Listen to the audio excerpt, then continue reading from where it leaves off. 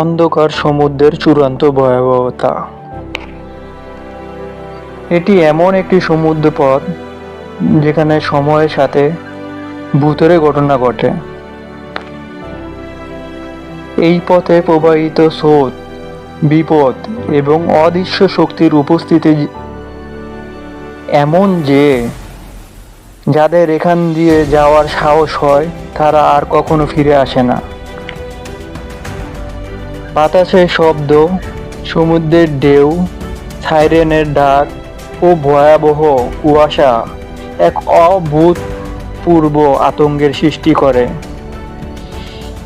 এখানে জীবন আর মৃত্যুর মধ্যে সীমানা অসম্ভব অদ্ভুত ও ভয়ঙ্কর হয়ে ওঠে।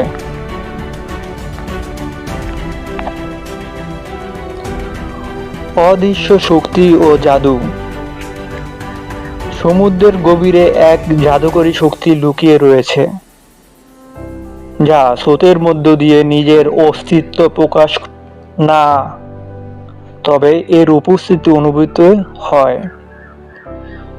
এটি নিজেকে কখনো দেখায় না, তবে অদ্ভুতভাবে সমুদ্রের ঝড়, ঢেউ এবং কুয়াশার মধ্যে প্রবাহিত হয়। নাবিকেরা এর সম্মুখীন হতে গিয়ে বুঝতে পারে তারা কিছু অদৃশ্য শক্তির দ্বারা শিকার হচ্ছে। কুয়াশার মধ্যে সেই শক্তি ঘুরে বেড়ায় এবং তীব্র জ্বরের মধ্যে ছড়িয়ে পড়ে। ধ্বংসাত্মক স্রোত এবং ঢেউগুলো এত বিশাল এবং অপ্রতিরোধ যে যে কোনো নাবিক তার জীবন বাঁচানোর চেষ্টা করলেও তার পক্ষে এটি এড়িয়ে যাওয়া অসম্ভব। স্রোতের ভিতরে কখনো কখনো এমন এক অদৃশ্য আক্রমণ থাকে যে এক মুহূর্তের মধ্যে পুরো নাবিকের জাহাজ ও তার সঙ্গীদের হাওয়ার মতো উড়িয়ে দেয়।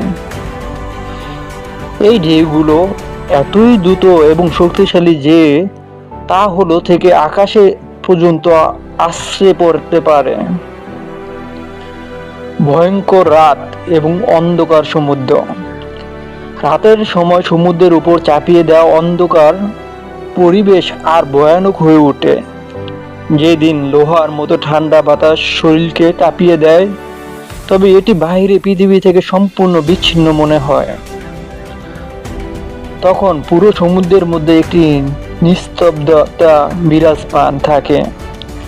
সাইরেনের আওয়াজ অথবা অন্ধকারে যেসব চুপচাপ শব্দ শোনা যায় তা ভয়াবহ এক মানসিক চাপ তৈরি করে। রহস্যময় শত্রু ও দানবীয় অস্তিত্ব। পাথুরে উপকূলের আশেপাশে অদৃশ্য শত্রু অবস্থান করে, যারা একে নাবিকের আত্মগ্রাস করে।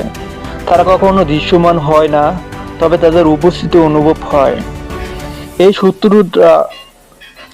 এই শত্রুতা এমন এক প্রাণী হতে পারে যা শুধু সমুদ্রের গভীরে বাস করে এবং তাদের অস্তিত্ব কখনো দেখা যায় না, কেবল তাদের ভয়াবহ শক্তি অনুভূত হয়। তাদের ঢেউ ঝড়ের মধ্যে লুকিয়ে থাকে বিপদ কোনো নাবিক তার মৃত্যুর দিকে এগিয়ে নিয়ে যায়। প্রেতাত্মার উপস্থিতি। কিছু নাবিক যারা এই পথে একসময় হারিয়ে গেছে, তাদের আত্মা অদৃশ্যভাবে আবার ফিরে আসে। তারা দুঃস্বপ্নের মতো আশ্রয় পড়ে, ভয়ের আঁচলে পেঁচানো অবস্থায় সেগুলোর মধ্য দিয়ে তাদের জাহাজে চিৎকার করে শোনা যায়।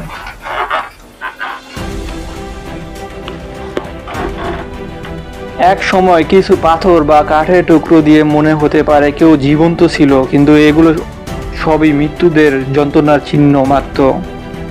এর সঙ্গে মিলিয়ে চিৎকার করা ও রহস্যময় বালুকাময় ঢেউর আওয়াজ অনুভূত হয়।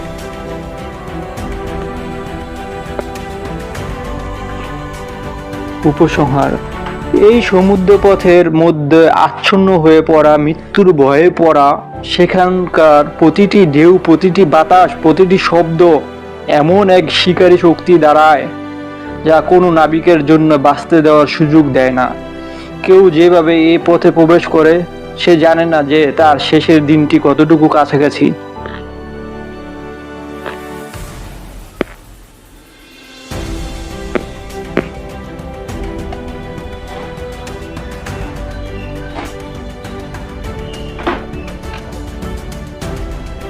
এই পথের কোনো নাবিক কখনো ফিরে আসে না, কারণ সমুদ্রের অন্ধকার সেই রহস্যময় শক্তি আঁকড়ে ধরে তাদের আত্মাকে।